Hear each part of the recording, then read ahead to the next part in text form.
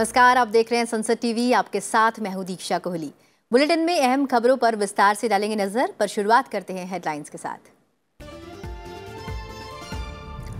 प्रधानमंत्री नरेंद्र मोदी और बांग्लादेश की प्रधानमंत्री शेख हसीना के बीच शिखर वार्ता। अंतरिक्ष विज्ञान, जल संसाधन, रेल और प्रौद्योगिकी क्षेत्र से जुड़े 7 समझौतों पर हस्ताक्षर। आतंकवादी और चरमपंथी ताकतों का मिलकर सामना करने पर जोर। देश को मिली पहली कोविड-19 नेजल वैक्सीन। भारत बायोटेक की इंट्रानेसल वैक्सीन को डीसीजीआई ने दी मंजूरी। स्वास्थ्य मंत्री मनसुख मांडविया ने बताया, कोरोना के खिलाफ लड़ाई के लिए बड़ा कदम। बीजेपी के खिलाफ विपक्षी एकजुटता के मिशन पर नीतीश कुमार। दिल्ली में आज अरविंद केजरीवाल, ओम प्रकाश चौटाला और वाम दलों के नेताओं से मुलाकात। प्रधानमंत्री पद की उम्मीदवारी से इनकार।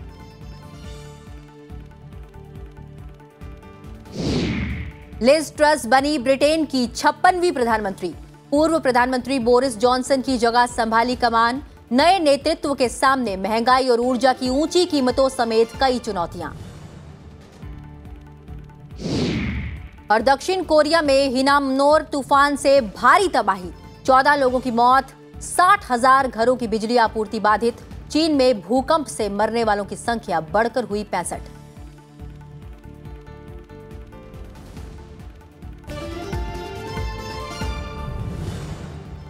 और अब एक नजर उन खबरों पर जो आज सुर्खियों में रही। रक्षा मंत्री राजनाथ सिंह ने मंगोलिया के राष्ट्रपति यू खरेलसुख सहित देश के उच्च नेतृत्व के साथ मुलाकात की और दोनों देशों के बहुआयामी रणनीतिक संबंधों को और गहरा करने के तरीकों पर चर्चा की। विदेश मंत्री एस जयशंकर ने भारत की हिंद प्रशांत महासागर पहल का तुरंत और मजबूती से समर्थन करने के लिए ऑस्ट्रेलिया की सराहना की है। ऑस्ट्रेलिया इंडिया लीडरशिप डायलॉग में उन्होंने कहा कि दोनों देशों के रिश्ते उच्च स्तर पर पहुंच गए हैं। भारतीय सेना प्रमुख जनरल मनोज पांडे नेपाल दौरे पर हैं। आज उन्होंने नेपाल के प्रधानमंत्री शेर बहादुर देउबा से मुलाकात की। उनकी इस यात्रा का मकसद 2 पड़ोसी देशों के बीच रक्षा संबंधों को मजबूत बनाना है। केंद्र ने राष्ट्रीय सहकारी नीति का मसौदा तैयार करने के लिए राष्ट्रीय स्तर की समिति के गठन की घोषणा की है। पूर्व केंद्रीय मंत्री सुरेश प्रभु की अध्यक्षता में इस समिति के देश भर में 47 सदस्य होंगे। पाकिस्तान ने एक बार फिर जम्मू कश्मीर में संघर्ष विराम समझौते का उल्लंघन किया है। पाकिस्तानी सैनिकों ने अंतर्राष्ट्रीय सीमा पर बिना उकसावे के बीएसएफ के जवानों पर गोलियां चलाई, जिसका बीएसएफ ने माकूल जवाब दिया। जम्मू कश्मीर के अनंतनाग के पोशक्रीरी इलाके में मुठभेड़ में सुरक्षा बलों ने 2 आतंकियों को मार गिराया। दोनों आतंकी प्रतिबंधित हिजबुल मुजाहिदीन आतंकी संगठन से जुड़े हैं। फिलहाल मौके पर सुरक्षा बल और पुलिस तैनात है। सुप्रीम कोर्ट आर्थिक रूप से कमजोर वर्ग के लोगों को दाखिले और नौकरी में 10% आरक्षण देने के केंद्र सरकार के फैसले की संवैधानिक वैधता के संबंध में दाखिल याचिकाओं पर 13 सितंबर से सुनवाई शुरू करेगा। प्रवर्तन निदेशालय ने दिल्ली आबकारी नीति में कथित अनियमितताओं से जुड़े धन शोधन के एक मामले की जांच के सिलसिले में दिल्ली और कुछ राज्यों में करीब 40 स्थानों पर छापेमारी की। देश भर में कोरोना के नए मामले पिछले 3 माह में सबसे कम हैं। बीते 24 घंटों के दौरान संक्रमण के 4,417 नए मामले सामने आए हैं। उपचाराधीन मामले घटकर 52,336 रह गए हैं। पूर्व भारतीय बल्लेबाज सुरेश रैना ने क्रिकेट के सभी प्रारूपों से संन्यास ले लिया है। अंतर्राष्ट्रीय क्रिकेट को अलविदा कहने के बाद भी सुरेश रैना आईपीएल में खेल रहे थे। और अब खबरें विस्तार से। प्रधानमंत्री नरेंद्र मोदी और बांग्लादेश की प्रधानमंत्री शेख हसीना के बीच आज दिल्ली में द्विपक्षीय साझेदारी को और मजबूत करने के लिए शिखर वार्ता हुई। दोनों प्रधानमंत्रियों की दिल्ली के हैदराबाद हाउस में मुलाकात हुई। दोनों नेताओं ने पहले अलग से और बाद में प्रतिनिधि मंडल के साथ बैठक की। इसमें भारत बांग्लादेश साझेदारी की समीक्षा और संबंधों को मजबूत बनाने को लेकर विस्तार से चर्चा हुई। भारत और बांग्लादेश के बीच सूचना प्रौद्योगिकी, अंतरिक्ष और परमाणु ऊर्जा जैसे क्षेत्रों में सहयोग बढ़ाने पर भी फैसला लिया गया। बता दें कि दोनों नेताओं के बीच जल, व्यापार, आर्थिक संबंधों के साथ क्षेत्रीय और वैश्विक मुद्दों से संबंधित द्विपक्षीय मुद्दों पर भी व्यापक और उपयोगी बातचीत हुई। बाद में दोनों नेताओं के नेतृत्व में भारत बांग्लादेश प्रतिनिधि मंडल स्तर की वार्ता हुई। इसमें आतंकवाद, सीमा प्रबंधन और सीमा पार अपराधों के क्षेत्र में सुरक्षा सहयोग को जारी रखने पर जोर दिया गया। बांग्लादेश में रेलवे इंफ्रास्ट्रक्चर परियोजनाओं की अपग्रेडेशन सहित विकास साझेदारी को और बढ़ाने पर भी सहमति बनी। Bharat Bangladesh comprehensive economic partnership agreement पर जल्द ही चर्चा शुरू करेंगे। दोनों देशों के बीच आज विभिन्न क्षेत्रों पर 7 समझौतों पर हस्ताक्षर किए गए। दोनों देशों के बीच जल संसाधन, रेलवे, विज्ञान और प्रौद्योगिकी तथा अंतरिक्ष प्रौद्योगिकी के संबंध में 7 समझौते हुए। इनमें प्रसार भारती और बांग्लादेश टेलीविजन के बीच प्रसारण क्षेत्र में सहयोग बढ़ाने का समझौता ज्ञापन भी शामिल है। कुशियारा नदी जल बंटवारे पर अहम समझौते पर हस्ताक्षर हुआ। इस मौके पर मैत्री सुपर थर्मल पावर प्रोजेक्ट की यूनिट 1 समेत कई परियोजनाओं का अनावरण और शुभारंभ भी किया गया। साझा प्रेस कॉन्फ्रेंस में प्रधानमंत्री नरेंद्र मोदी ने कहा कि भारत और बांग्लादेश को मिलकर उन आतंकवादी और चरमपंथी ताकतों का सामना करना होगा जो दोनों देशों के बीच आपसी विश्वास पर हमला कर सकती हैं। वहीं बांग्लादेश की प्रधानमंत्री शेख हसीना ने तीस्ता जल बंटवारे को लेकर जल्द समाधान की उम्मीद जताई।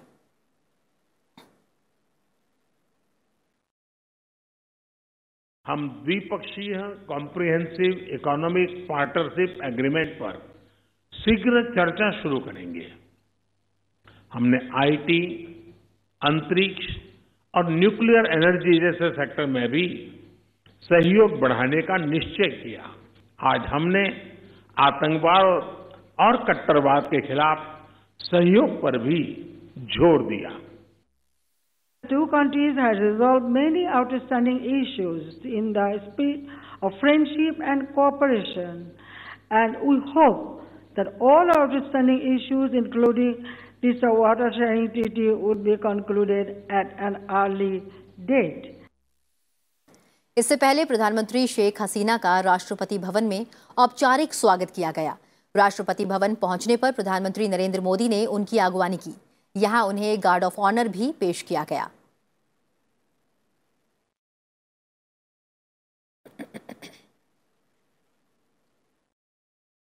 बांग्लादेश की प्रधानमंत्री शेख हसीना राजघाट भी गईं। यहां उन्होंने महात्मा गांधी की समाधि पर पुष्पांजलि अर्पित की।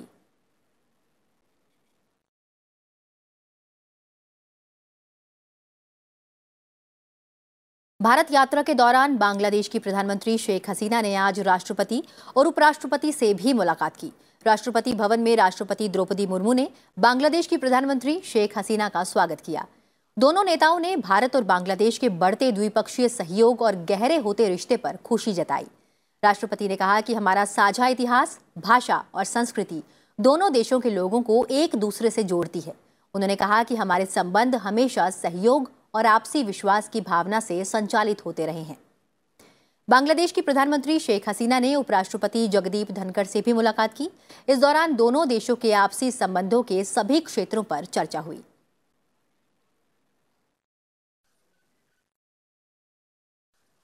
और इस खबर पर अधिक जानकारी के लिए रुख करते हैं अपने वरिष्ठ सहयोगी अखिलेश सुमन का। अखिलेश, आज बांग्लादेश की प्रधानमंत्री शेख हसीना ने प्रधानमंत्री मोदी से मुलाकात की। अगर द्विपक्षीय सहयोग पर जो वार्ता हुई है उस पर बातचीत की जाए और तमाम जो समझौते हुए हैं, जितने पे हस्ताक्षर हुए हैं, उनकी बातचीत किया जाए, तो क्या कुछ महत्वपूर्ण बिंदु इस मुलाकात से दिखाई देते हैं? देखिए, इस मुलाकात के 2 महत्वपूर्ण बिंदु हैं दीक्षा। एक तो महत्वपूर्ण है कि जो बॉडी लैंग्वेज था पूरा प्रधानमंत्री नरेंद्र मोदी का और बांग्लादेश की प्रधानमंत्री शेख हसीना का, वो काफ़ी सकारात्मक दिख रहा था। और कल जिस तरह से हम लोगों के साथ भी एक अनौपचारिक बातचीत हुई थी बांग्लादेश हाई कमीशन में, उन्होंने भारत के जो की भूमिका के बारे में काफ़ी सकारात्मक रूप से बात की कि भारत इस इलाके का सबसे बड़ा देश है और उसकी विकास यात्रा के साथ मिलकर बांग्लादेश अपनी विकास यात्रा तय करना चाहता है। काफ़ी पॉजिटिव बात है। दूसरी जो महत्वपूर्ण बात यह है कि देखिए, बांग्लादेश के साथ जो भी मामले होते हैं, क्योंकि भारत और बांग्लादेश एक ही समान एक ही देश थे पहले, और इसमें कई सारे ऐसे मुद्दे होते हैं जिसपे कि लगता है कि उसके समाधान की जरूरत होती है। तो 1971 स्पिरिट की बात की प्रधानमंत्री नरेंद्र मोदी ने, और उसी 1971 की स्पिरिट के तहत जो भी मुद्दे हैं उन मुद्दों पे काफ़ी सकारात्मक तरीके से बातचीत करके उसका समाधान निकाला गया। चाहे वो बंगाल की खाड़ी में जो समुद्री सीमा का मामला हो, जो अनक्लॉज के माध्यम से जो जो भी नतीजा निकला भारत ने उसके स्वीकार किया, या जो भूमि सीमा समझौता हुआ जो भारत और बांग्लादेश की सीमा के पास, उस समझौते को भारत और बांग्लादेश ने बहुत ही बातचीत करके, और आज कह सकते हैं कि जो एक कुशियारा नदी है, कुशियारा नदी से पानी के विड्रॉल के मामले में जो समझौता हुआ 1996 के बाद, जल के मामले में दूसरा अहम समझौता है। और जो बांग्लादेश की प्रधानमंत्री शेख हसीना बार बार तीस्ता की चर्चा कर रही थी, प्रधानमंत्री नरेंद्र मोदी ने भी कहा कि जो भारत और बांग्लादेश के बीच में 54 ऐसी नदियां हैं जिसके साथ भारत और बांग्लादेश अपना जल शेयर करते रहे ऐतिहासिक रूप से, तो उन सारे मुद्दे पे बात होगी। तो कह सकते हैं कि जो एक महत्वपूर्ण ये जो भावनात्मक पहलू है, ये भावनात्मक पहलू आज झलक रहा था पूरी यात्रा के दौरान। दूसरी जो महत्वपूर्ण बात ये बताऊं मैं कि जो समझौते हुए, उन समझौतों में मैं सिर्फ एक की याद दिलाता हूं आपको कि इन जो स्पेस के मामले में समझौता हुआ, स्पेस के मामले में समझौते का मतलब ये होता है कि भारत जिस तरीके से उच्च तकनीक और जो स्पेस में छलांग लगा रहा है, उस छलांग यात्रा में बांग्लादेश भी भारत के साथ होना चाहता है। और जैसे भारत ने पहले जो साउथ एशियन सैटेलाइट की घोषणा की थी, उसके साथ भी मिलकर बांग्लादेश काम कर रहा है। इसके अलावा भारत और रूस के साथ मिलकर बांग्लादेश के अंदर न्यूक्लियर रिएक्टर बनाए जा रहे हैं। तो यह जो विकास यात्रा है जिसमें कि भारत ने उनको ट्रेनिंग देने के बाद रेलवे के क्षेत्र में 2 क्षेत्रों में ट्रेनिंग देने की बात तय हुई है कि आईटी से रेलवे को किस तरीके से जोड़ा जाए, उसमें भारत ट्रेनिंग देगा। उसके अलावा जो वहाँ के जो रेलवे के पर्सनल हैं, उन पर्सनल को ट्रेनिंग दी जाएगी। तो रेलवे चूँकि हमारे यहाँ का बहुत बड़ा उपक्रम है, उस उपक्रम से भारत के उस अनुभव से बांग्लादेश लाभ उठाना चाहता है। जुडिशियल सर्विसेज में भी भारत की ये भूमिका काफ़ी अहम रही है। पूरे दुनिया में भारत के जुडिशियल जो सिस्टम है उसकी सराहना हुई है। तो बांग्लादेश जुडिशियल अपने जो जुडिशियल पर्सनल है उनकी ट्रेनिंग भी भारत के अंदर करेगा। तो ये जो समझौते हैं, ये समझौते यह दिखाते हैं कि बांग्लादेश के अंदर यह रियलाइजेशन है कि भारत ने जिस तरीके से जो चाहे वो सामाजिक क्षेत्र हो, चाहे वो प्रशासनिक क्षेत्र हो या वैज्ञानिक क्षेत्र हो, उन सारे क्षेत्रों में भारत ने जो तरक्की की है उसको बांग्लादेश अप्रिशिएट करता है और उसके साथ मिलकर आगे बढ़ना चाहता है। यह महत्वपूर्ण टेक अवे कह सकते हैं इस पूरे यात्रा। तो कुल मिलाकर ये माना जाए कि ये जो आज 7 समझौते हुए जिन पर हस्ताक्षर हुआ, ये काफ़ी महत्वपूर्ण है और ये जो मुलाकात रही ये काफ़ी अहम रही और काफ़ी इंपॉर्टेंट टेक अवेज देखने को मिलते हैं इस मुलाकात से। इस तमाम जानकारी के लिए बहुत बहुत शुक्रिया अखिलेश। बढ़ते हैं अगली खबर की ओर। कोरोना महामारी के खिलाफ भारत को एक और सफलता मिली है। देश की पहली नेजल वैक्सीन को आपातकालीन इस्तेमाल के लिए मंजूरी मिल गई है। केंद्रीय स्वास्थ्य मंत्री मनसुख मांडविया ने बताया कि भारत बायोटेक की ओर से कोरोना के लिए बनाई गई देश की पहली नेजल वैक्सीन को drug controller general of India ने आपातकालीन उपयोग के लिए मंजूरी दे दी है। ये भारत का कोविड-19 वायरस के लिए पहला नाक से दिया जाने वाला टीका होगा। केंद्रीय स्वास्थ्य और परिवार कल्याण मंत्री मनसुख मांडविया ने इसे लेकर खुशी भी जताई है। उन्होंने इसे कोरोना महामारी के खिलाफ भारत की लड़ाई के लिए एक बड़ा कदम बताया है।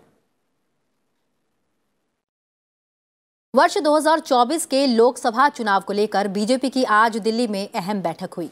बैठक में केंद्रीय गृह मंत्री अमित शाह और भाजपा अध्यक्ष जेपी नड्डा भी मौजूद रहे। बैठक में 144 लोकसभा सीटें जीतने का रोड मैप तैयार करने पर चर्चा हुई, जो पिछले चुनावों में बीजेपी नहीं जीत पाई थी। इस सूची में वे निर्वाचन क्षेत्र भी शामिल हैं जहां वर्ष 2019 के लोकसभा चुनाव में बीजेपी दूसरे या तीसरे स्थान पर रही, और कुछ ऐसी भी सीटें हैं जिन्हें पार्टी कभी नहीं जीत पाई।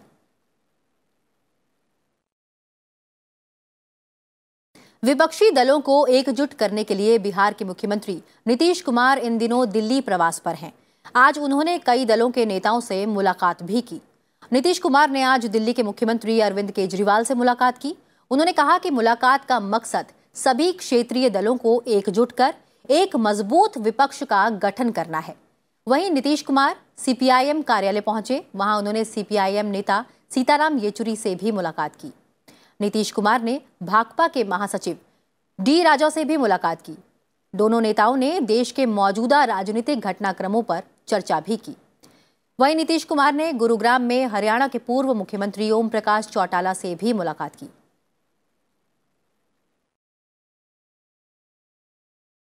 लोकसभा अध्यक्ष ओम बिरला ने अपने संसदीय क्षेत्र कोटा में विद्यार्थियों से संवाद किया। इस मौके पर उन्होंने कहा कि छात्रों की ऊर्जा देख विश्वास मजबूत हुआ कि विकसित आत्मनिर्भर भारत की संकल्पना अवश्य साकार होगी। लोकसभा अध्यक्ष ने युवाओं से कहा कि वो अपने लक्ष्य निर्धारित कर पूर्ण समर्पण से मेहनत करें, उन्हें सफलता जरूर मिलेगी। इस मौके पर केंद्रीय शिक्षा मंत्री धर्मेंद्र प्रधान भी मौजूद रहे। उन्होंने टेक्नोलॉजी के माध्यम से शिक्षा को घर घर पहुंचाने, अनुसंधान को बढ़ावा देने और विकसित भारत के लक्ष्य को हासिल करने में कोटा की भूमिका पर चर्चा की। बाद में लोकसभा अध्यक्ष ओम बिरला और केंद्रीय शिक्षा मंत्री कोटा में शिक्षक अभिनंदन समारोह में शामिल हुए। इस मौके पर लोकसभा अध्यक्ष ने कहा कि शिक्षा व्यक्ति निर्माण की पद्धति है, संस्कार और सभ्यता की शिक्षा गुरु देता है। वहीं शिक्षा मंत्री ने कहा कि राजस्थान की भूमि हमेशा से हर क्षेत्र में शिक्षक की भूमिका निभाई है। चरित्र निर्माण की पद्धति है, व्यक्ति निर्माण की पद्धति है। वो अगर पद्धति से किसी ने बनाया है तो गुरु ने ही बनाया है। और इसीलिए आज साथियों में कह सकते हैं कि माता पिता जन्म जरूर देते हैं, लेकिन अगर कोई जीवन देता है, संस्कार देता है, सभ्यता देता है, तो वह गुरु ही देता है। विद्या की, संस्कृति की, कला की, वीर गाथा की इस मानव सभ्यता को, भारतीय सभ्यता को किसी ने शिक्षक की भूमिका में मार्गदर्शन किया है, तो इस पवित्र वीर भूमि राजस्थान को कितना भी हम प्रणाम करें तो कम होता है। और आज की खबर में वक्त एक छोटे से ब्रेक का, जल्द हाजिर होंगे, बने रहिए संसद टीवी के साथ।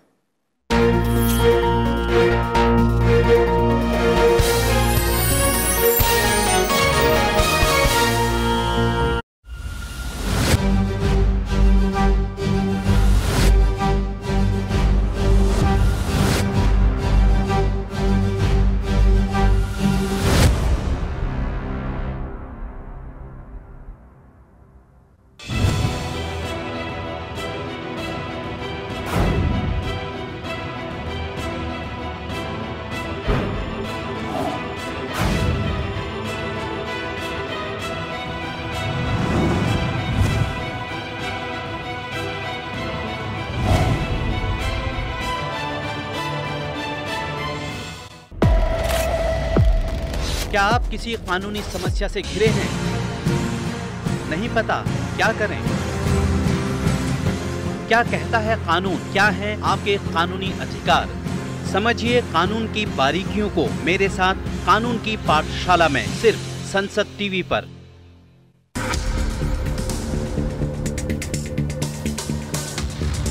क्या आप किसी कानूनी समस्या से घिरे हैं? नहीं पता क्या करें? क्या कहता है कानून? क्या है आपके अधिकार? समझिए कानून की बारीकियों को कानून की पाठशाला में, सिर्फ संसद टीवी पर।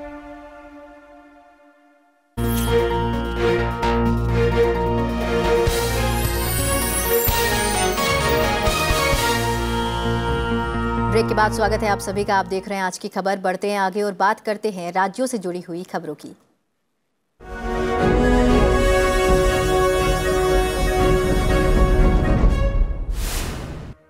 प्रधानमंत्री नरेंद्र मोदी बृहस्पतिवार को सेंट्रल विस्टा एवेन्यू का उद्घाटन करने वाले हैं। उससे मद्देनजर यातायात संबंधी परामर्श जारी किया गया है। विजय चौक से इंडिया गेट तक फैला हुआ सेंट्रल विस्टा एवेन्यू 8 सितंबर को आम जनता के लिए खोल दिया जाएगा। केरल विधानसभा के पूर्व अध्यक्ष एमबी राजेश ने राज्य की वाम लोकतांत्रिक मोर्चा सरकार में मंत्री पद की शपथ ली। उन्हें एमवी गोविंदन के स्थान पर कैबिनेट में शामिल किया गया है।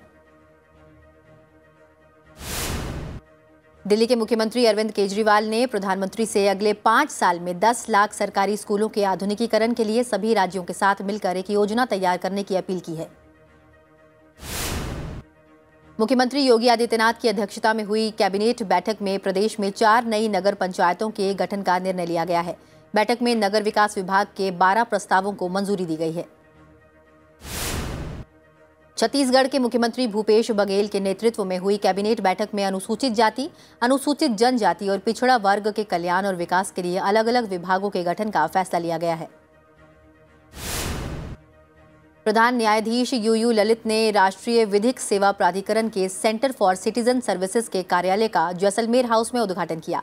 इस मौके पर सुप्रीम कोर्ट के अन्य न्यायाधीश भी मौजूद रहे। बीजेपी की दिल्ली इकाई के नेताओं ने उप मुख्यमंत्री मनीष सिसोदिया को हटाने की मांग को लेकर जन समर्थन जुटाने के लिए हस्ताक्षर अभियान शुरू किया है।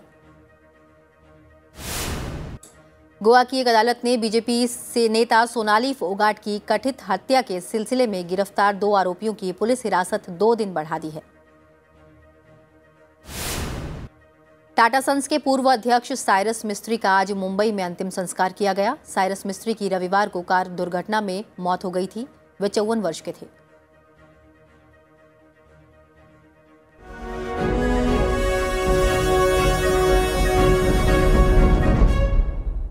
और अब बढ़ते हैं आगे और नजर डालते हैं कुछ और अहम खबरों पर। रक्षा मंत्री राजनाथ सिंह और विदेश मंत्री एस जयशंकर इस सप्ताह 2+2 संवाद में भाग लेने के लिए जापान जाएंगे। वो अपने जापानी समकक्षों के साथ वार्ता करेंगे। वार्ता के दौरान दोनों पक्ष द्विपक्षीय साझेदारी को और मजबूत करने के नए तरीके तलाशेंगे। इस दौरे के दौरान दोनों मंत्री अपने समकक्षों के साथ रक्षा मंत्रालय बैठक और विदेश मंत्रियों के रणनीतिक संवाद में भी हिस्सा लेंगे। इस दौरान वे जापान के रक्षा मंत्री यासुकाजु हमादा और विदेश मंत्री योशिमासा हाताशी से भी बातचीत करेंगे। वाणिज्य और उद्योग मंत्री पीयूष गोयल ने भारत को सर्वश्रेष्ठ निवेश स्थल बताया है। उन्होंने कहा कि ये भारत और अमेरिकी के पारस्परिक हितों के क्षेत्र में सहयोग और सरोकार के लिए उपयुक्त समय है। सैन फ्रांसिस्को में अमेरिका और भारत के उद्योग जगत दिग्गजों को संबोधित करते हुए पीयूष गोयल ने कहा कि दोनों देश वैश्विक सुरक्षा, स्थिरता और जुझारू आपूर्ति श्रृंखलाओं को बढ़ावा दे सकते हैं। I think you can all present the tremendous investment opportunities in India to international clients, in a way work like a bridge between India and the United States here or other parts of the world where the chartered accountants have located themselves. Bengaluru में लगातार हो रही भारी बारिश के बाद कई इलाके जलमग्न हो गए हैं। जल भराव की वजह से यातायात ठप हो गया है। वहीं घर और वाहन भी जलमग्न हैं। राजधानी के कुछ क्षेत्रों में 1 सितंबर से 5 सितंबर के बीच सामान्य से 150% अधिक बारिश हुई है, जिससे कई इलाके जलमग्न हैं। बेंगलुरु के सभी 164 टैंक लबालब भरे हैं। सड़कों पर पानी भरा है। वाहनों की रफ्तार धीमी हो गई है। जल भराव की वजह से लोगों को परेशानी का सामना करना पड़ रहा है। कई बिल्डिंग्स पानी में डूब गए हैं। वाहन पानी में जलमग्न हैं। साथ ही लोगों के घरों में पानी घुस गया है। लोग बारिश के पानी के साथ आई गंदगी से भी बेहद परेशान हैं। शहर के कई इलाकों में हालात बदतर हैं। कई जगहों पर लोग नाव और ट्रैक्टर से कार्यालय और बच्चे स्कूल जाते नजर आए। कई स्कूलों ने छुट्टियां घोषित कर दी हैं, जबकि बहुत से कार्यालयों ने कर्मियों को घर से काम करने की अनुमति दी है। और अब खबरें अंतर्राष्ट्रीय जगत से।